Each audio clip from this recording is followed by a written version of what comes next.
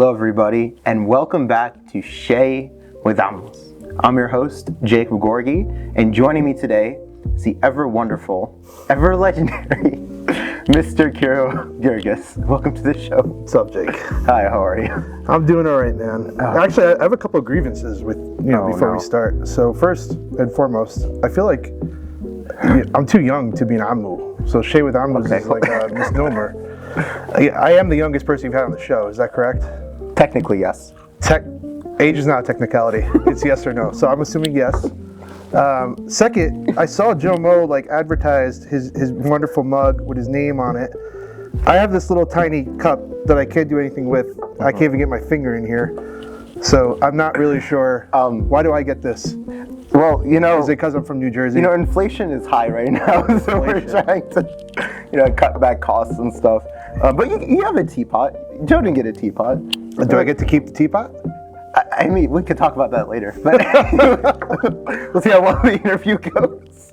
All right. Well, whatever. Here we are. Stay with Amos. Welcome. Go. So, let's start from the beginning. Mm-hmm. Beginning of Kiro. Did you now, for context, we do the pre-interviews before every episode. So guests and I have a kind of a relative thing on kind of what's going on.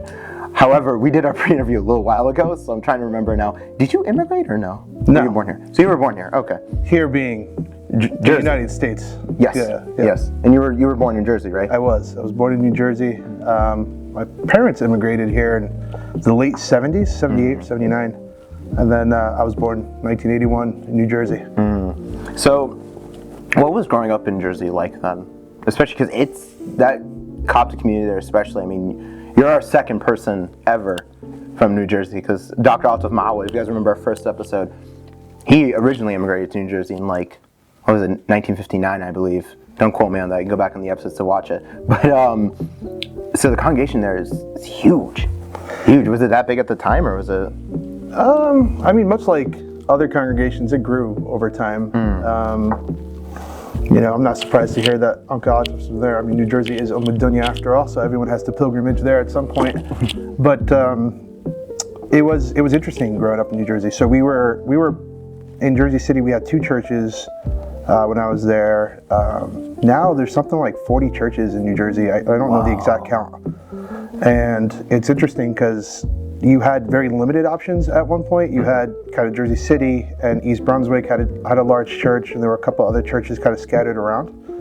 Now, driving from where my mom lives in Clifton down to Jersey City, you end up passing 8 other churches. Wow. And so you have your pick of churches. But there was always a large population of Egyptians there, really, really large. So growing up in Jersey, I laugh about it being Dunya, but growing up in New Jersey is kind of like growing up in Egypt. It's there's a lot of people that speak Arabic there. There's a little bit of a culture difference, the westernized types of culture differences. But there was barely any class in school where I didn't have at least one other Egyptian with me in class. So I was never really the only Egyptian anywhere. It was always a group of Egyptians. It has grown over the years. And like I said, there's something like 40 churches in New Jersey, and there's a number of churches in New York, and there's just a big congregation of people that are in that small area. Yeah. So then, this is a weird question. Did it ever feel suffocating having that many? Well, I mean, for context, in Chicago, we have highways separating the churches and kind of almost highways separating communities, and you'll see boroughs of Egyptians, but even then it's not that dense. So growing up, did you ever feel like it was too much, or did you enjoy it? I mean, I liked it only because you had other Egyptians that were going through it with you, right? So I come from a large family, so our cousins were kind of nearby, and you were always at someone's house, and every other street there was a friend that lived there, and so it was easy. And so growing up kind of in a inner city setting like Jersey City, where you could just kind of go street to street and just meet up with your friends, I think that made our parents a little bit more comfortable, and that we can meet up with other Egyptians and do the things we need to do. But there was it was suffocating at times. It could feel that way, right? Because everyone held everyone accountable. And by that I mean, if you were doing something, someone was going to find out about it, right? And for better or for worse, that kind of kept you in line, right? Because you could have been out like doing something and someone would have seen you. It was really, really hard to just do anything you wanted to do. Was that suffocating? I mean, not really. I mean, if you really wanted to do something, you found a way to do it, or you just didn't do anything. But you know, it was really, to me personally, I really felt like it was a nice community. We had a lot of people. There was a lot of friends, a lot of people around, especially when you're first generation, right? You're kind of coming through it, and it's nice to not have to do it by yourself. So there was a good support system that was there. Did you ever notice, again, because I've seen this here, where sometimes there's a division between those who were born here and those who immigrated, and I don't mean that like an inherently like bad division, but more of just they just kind of congregate together. Did you notice that in New Jersey, or was it kind of all for one and one for all?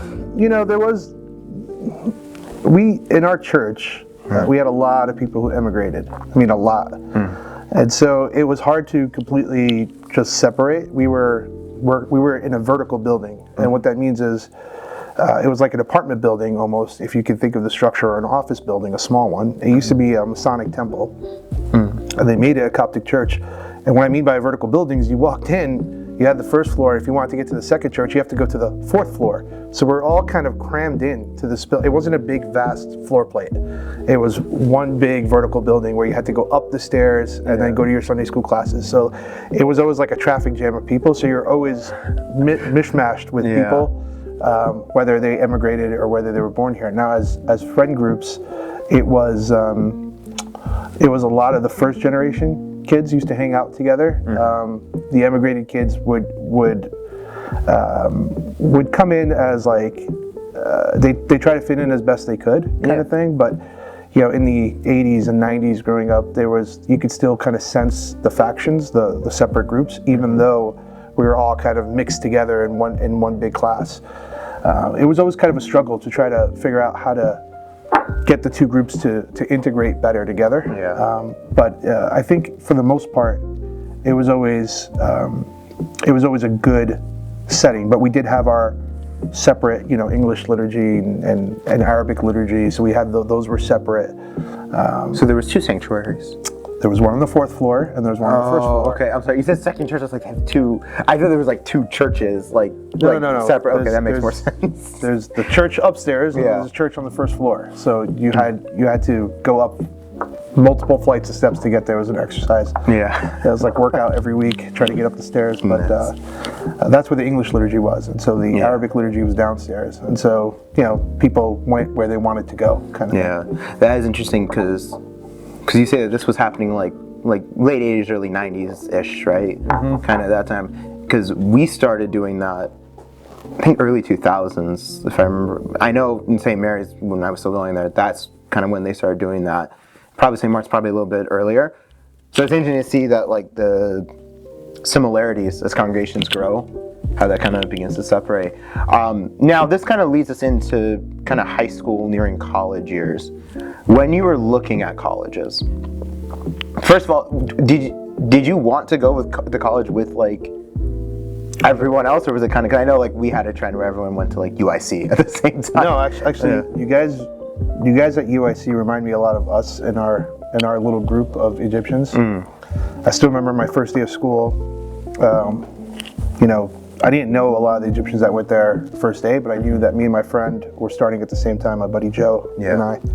So we were walking through campus, and there they were, this giant cluster of Egyptians, and they're like playing tabla and acting up and like being very, very loud. And I remember saying, well, that's our group, right? And my buddy Joe was like, no, let's skip them, right? Let's go somewhere else. Let's go find other friends to hang out with.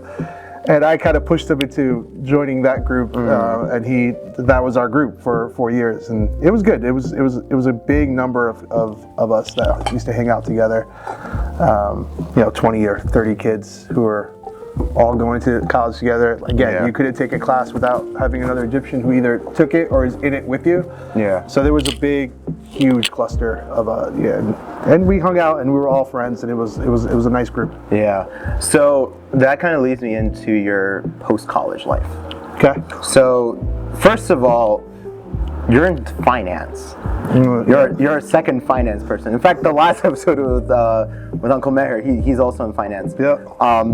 Abnormality in the Egyptian community. Yeah. But I mean that like all respect. So going that route, I mean, this is like at a time where that was kind of unheard of. So how did you land on finance? I'll give you kind of the cheesy answer, and then I'll give you maybe the real answer. But I was pre-med when I first got there. Like a lot of Egyptians, I wanted to be a doctor. I thought I was going to be a doctor. And then I took a couple of economics classes. Like, oh, this is actually pretty fascinating, the way the world works from a supply-demand perspective. Like what actually makes the world go around, not just what's going on with us as individuals and bodies and things of that nature, but more so what's going on a macro level. And that's what I really started to enjoy it. So I found myself gravitating towards that. That's the kind of cheesy answer. The real answer is I probably wasn't smart enough to be a doctor. So I broke my parents' heart and went to go into finance. That's interesting. So then you got your degree in finance, and this is economics. Undergrad degree in economics. So this is pre-recession. Yes, pre the global financial crisis. Yeah. Right? So then, it's a weird question. How on earth did you end up in the monastery? Oh, so 2010. Yeah. Or what was leading up to that, I guess? Like, how would you, kind of from post-college to that point, what kind of led up to it, and what drew you there?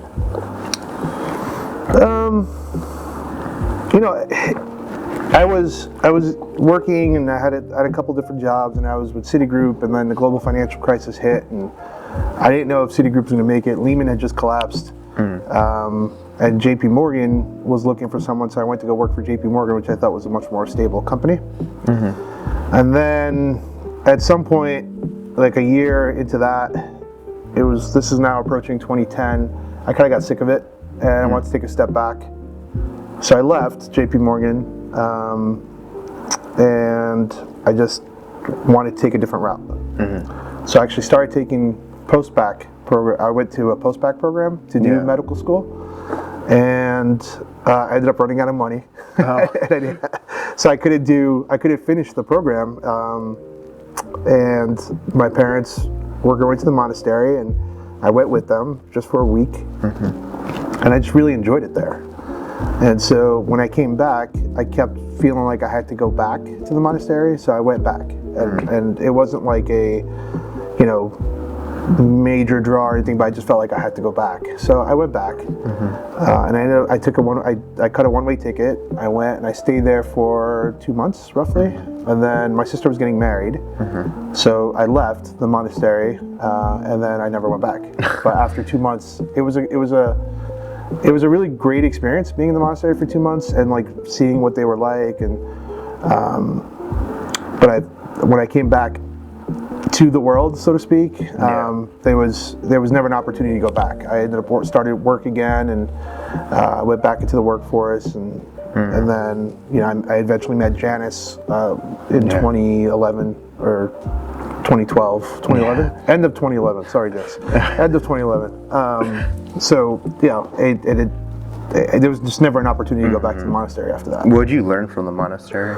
Oh man, so much. There's a lot you could say about the monastery generally. What I can tell you that I felt was freedom, and it's interesting. That word is interesting when talking about the context of a monastery, because it's actually confinement.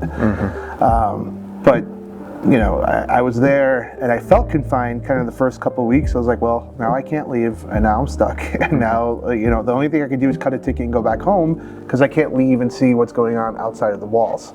Yeah. After a while, you don't feel the walls anymore. You kind of just feel like you've got ultimate freedom. And so I read a lot, and I learned a lot about just spirituality in general, like this real closeness with God, and how that is obtained. And I saw these monks in action, and the things that they sacrificed and gave up, and how hard they worked, and how diligent they were in prayer. So there was a lot to extract from the monastery, but most of it was this feeling of freedom. Like now that if I can get God as part of my life, then that freedom, I feel free. I feel like I'm unconfined in anything, not just between walls, but in most things. Yeah. So you kind of said this earlier, but what on earth led you to Chicago? Well, actually, you're coming from Jersey, so it's kind of an upgrade, but... Wrong. See? I was going to be very nice. I wasn't going to say anything mean. But then you had to come through with, it's an upgrade from Jersey. To be fair, most people are coming from like Florida or like really nice, like warm areas that come to Chicago. It's like, what are you doing here? But it's not about weather. It's not about weather, Jacob. It's not about weather. But seriously, what led you to Chicago though? Janice. Really? Yeah, she's from here. We had made a deal. We made a deal that whoever gets a job in the other person's state first, then the other person would move. So Janice started applying, and I started applying. Actually, Joe Mo helped me get an interview with KPMG. I didn't get that job, but I had like 4 other interviews, and I ended up getting a number of different jobs or different job offers. And then Aon was the one I liked the most. Yeah. And so I came. Janice, if you want to talk about like God's hand in our lives kind of thing, but Janice ended up getting a job in New Jersey after I had already moved. Wow. So I moved to Chicago. We were on our honeymoon. She gets a call from an ex-client, and the client tells her, hey, we really need you to work with us, and would you be interested in that? And she was like, yeah, but my husband just moved and all this other stuff. So they're just like, work from home and it's fine. But that company is 20 minutes west of where my mom lives. Really? So and it was just kind of interesting on timing. I'd already accepted. I left my old position. I came. I lived here now. And there was no like just moving back. And so she ended up getting a job, but only after I'd picked up and moved. Yeah, that's funny. So this kind of transitions into your work with, I don't want to say college youth, but more young adults. I think is the best way to put it. It's interesting because I was thinking about this. So I think it was Uncle Sam of Badir, season 2. Go back and watch that episode, by the way. We gotta plug it. He was talking about, don't quote me on this, but he was talking about how like one of the things we lack kind of in our community especially is services for people who are young and single. Young and single. Yeah, or like kind of roughly, young adults. And honestly, when he said it, I was in interview mode, so I was like thinking about the next question really, but it's kind of sat with me after. And I was like, yeah, it kind of has a good point. Then I realized, well, you actually kind of work in that, or not work, but you serve in that sphere. So what's got you involved with that kind of young adult sphere, and how has that grown over the years you've been doing it? So back in New Jersey, I was in one service, which was a Wednesday night young adults service. And it was a service that one of the priests started, and I was working with him, and we had a couple other folks that were working with us, and so it was a group effort, but we started this service and it was for young adults. And I ended up gravitating towards kind of older folks and not younger folks, and by older I mean the college and post-grads. Even when I first started serving, and I was late to the game in terms of service. My first service ever was 8th grade in Sunday school. And then as those folks were getting older, I realized I really liked to do more of the college and post-grad. So when I first got here, there was a service downtown, City Bible Study, which was kind of underway already. And then I asked Abuna Pablos if I can get involved in that, and then I started, building a relationship with some of the folks from there. And that was a really good service for a while, and then that kind of just transitioned into, serving the same demographic here in St. Mark, Chicago. So not the City Bible Study specifically, but here in this area. So yeah, it was great. I've been working, not working out. I don't call it work. I don't even call it service, but I've been hanging out with the youth for several years now, and this, right? So it's back in the 11th. I used to do 11th and 12th grade. I did youth group on Friday nights. How has it grown? It's nice to see that the same group is still together, and there's kind of pieces that have come in over time. But again, that service is there's a number of great servants who serve that group. They've been able to aggregate and congregate this big kind of what I'd call a big-ish, college and post-grad group. But it has grown, because when we were first doing like 11th and 12th grade, there's only maybe, I don't know, 15 or so youth that would show up to Sunday school. And now there's, I think there's a good 20 or 30 of you that hang out on a consistent basis. So it's not just the service as a service, but you as a group of people hanging out. That has kind of grown to 20, 30, maybe some more people. So it's nice. What's even nicer, though, is the way that you've grown over time. So the fact that the vast majority of you are servants, and maybe all of you are servants in some capacity, and are starting to build kind of discipleship with your youth and the youth that you serve. So that's what kind of keeps the church going over time, is the youth taking responsibility for those who are even younger and bringing them up and being with them. So it's been a great service. It's just a service that it's, again, not a service, but it's something I gravitated towards over time. It's just that's the demographic that I like to talk to, and I feel I benefit from the most. So then that leads me on to your outlook question. Now, usually with these questions, it's usually kind of way off in the future, but yours is, what advice would you give to those college students in particular that are making those crucial decisions in their lives? Right? You've had your fair share of crucial decisions over time. So what advice would you give them as they pursue those decisions? Yeah, I guess a couple of things. One is, keep God in the middle. I think we sometimes throw around God as this character or name or word that we just say to make people feel better, but actually keep God in the middle. Like, if I didn't trust God in the decisions that He was making for me, and obviously we make our own decisions, but that He would bless them, then I wouldn't be in Chicago. Everything would be so different, because I was going to rely on my own understanding. But keep God in the middle and pray about those decisions that you're about to make. Right? Make those decisions as God-centric ones. Right? Don't make bad decisions. Make good decisions.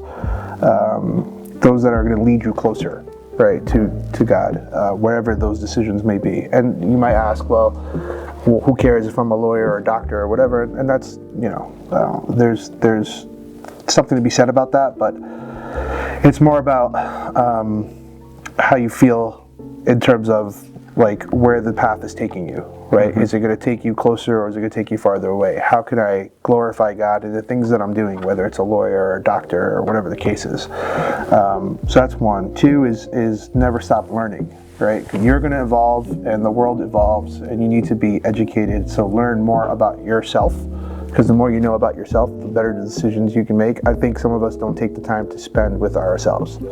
So we just don't spend any time. We don't know who we really are. We don't know the things we want. I can't tell you how many youth say, I'm not really sure what I want, right? So take the time to understand what it is that you want and continuously educate yourself. Like, be open to learning at all times. And that goes from the day you graduate college to into your 40s, into your 50s. Like, be learning and be open to learning, because you can't just sit stagnant while the world kind of evolves around you. So be God-centric and be open to learning at all times. Amen. All right. Well, thank you so much, Kiro, for coming on the show. And thank you, everybody, for watching. This is our first episode of the new season, so I'm really excited. We have a lot of really cool guests on the way, so stay tuned for that. If you'd like to see more episodes or previous episodes I mentioned earlier, head to St. Mark's Chicago. That's our YouTube channel name. Just look them up on YouTube.